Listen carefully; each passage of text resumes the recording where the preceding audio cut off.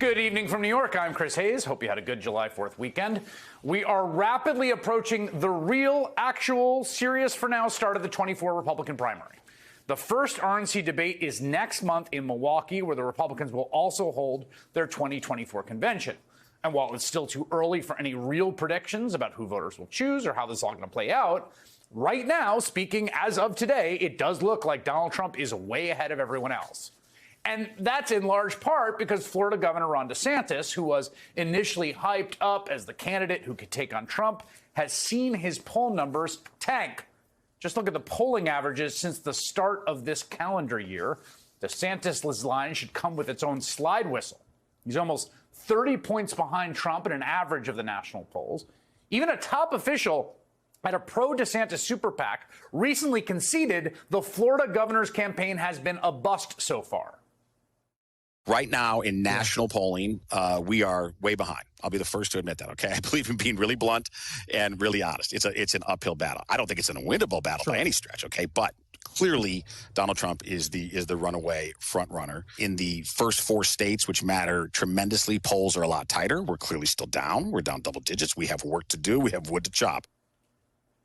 Now, it does seem like a bad sign when one of your top surrogates has to admit that your opponent is the runaway front runner, although, credit where due, it's true at least. And there are a lot of reasons the DeSantis campaign is doing so poorly. One reason is what some are calling a lack of charisma, which seems to be alienating voters on the campaign trail, especially in those early states where you do a lot of retail politicking. You can judge for yourself. Here he is in action during a campaign stop at the southern border. There were people I was reading from Tajikistan coming to the southern border. I remember seeing Libya. They now have, I think they've identified about 10,000 Chinese nationals coming across the southern border. I don't know. I mean, there's no accounting for taste, but does that do that for you? I don't know. The candidate quality issues are only partially to blame for DeSantis' decline, however. A big part of the reason, I would submit, that he has failed to gain any traction is he has chosen, whether he realizes it or not, to run this weird, alienating, hard right campaign. Like a Ron DeSantis doesn't care who he offends kind of thing. And again, I understand the logic here because it really is the case that there's an appetite for that kind of thing in the Republican base. And he thinks, I think, if I can game it out, he can gain some traction in the darkest, most anti-social corners of the internet where cruelty is a virtue. But I think even those folks and the people he's trying to appeal to will find his campaign's latest video to be as desperate and thirsty as the rest of us do.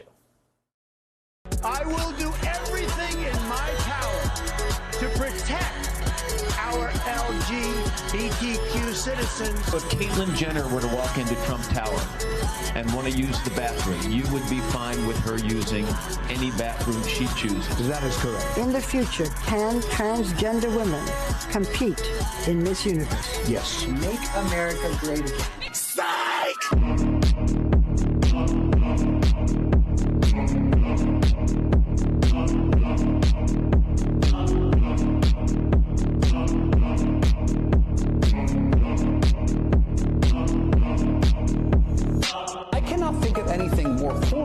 It really has shut down drag. Just produced some of the harshest, most draconian laws that literally threaten trans existence. Congratulations, Ron DeSantis. Mission accomplished.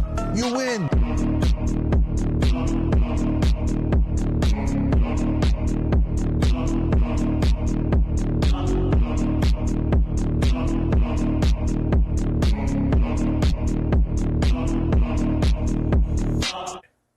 Okay, there's a lot to say here.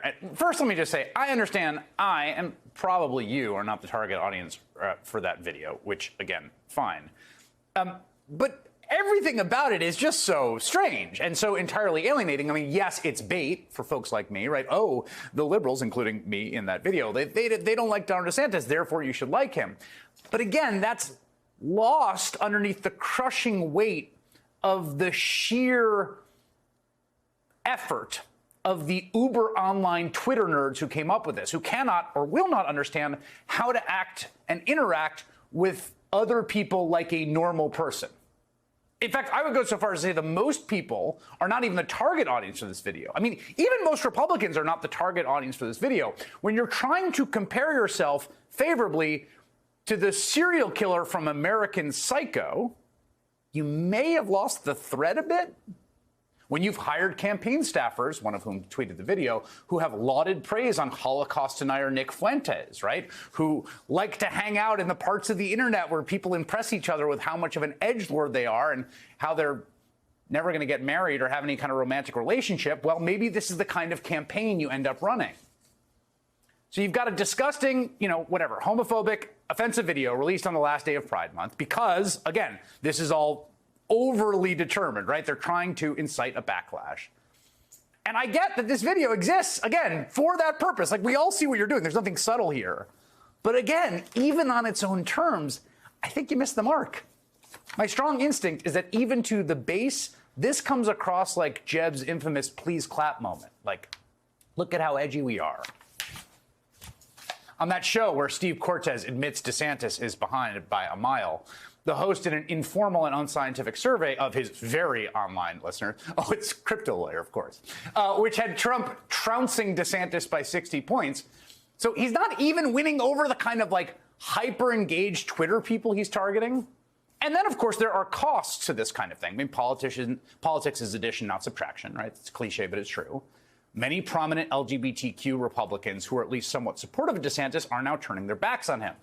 As Philip Bump points out in the Washington Post today, you can't out-conservative Trump. You can't out-MAGA him. You can't out-Trump Trump. There is no opening to run to his right on the culture war stuff. Quote, DeSantis was seen as the alternative to Trump by those who didn't like Trump. It seems increasingly apparent he's now seen as the alternative to Trump by those who do like Trump. As long as Trump is in the race and as long as the race centers on Trump's worldview, DeSantis won't be able to pass him. Again, I'm an outsider looking in here, and I will be the first to admit it. And I will be the first to admit that you don't necessarily go to Chris Hayes for like the most obvious insight into the thinking of the median Republican primary voter. Stipulated. But, again, my 2 cents. If you want to beat Donald Trump in the Republican primary, here's what I think is obvious. You need to kind of comfort his voters and keep them in your fold, right? You cannot be seen as anti-Trump. Totally get that. That's true. But then you got to convince them you're a better and more electable alternative and then add them to the people who are not that interested in voting for Trump again in the primary. That's how you add up the coalition big enough to win. You are not going to get there by trying to convince the biggest dorks on the internet that you are even more of a callous psychopath than he is.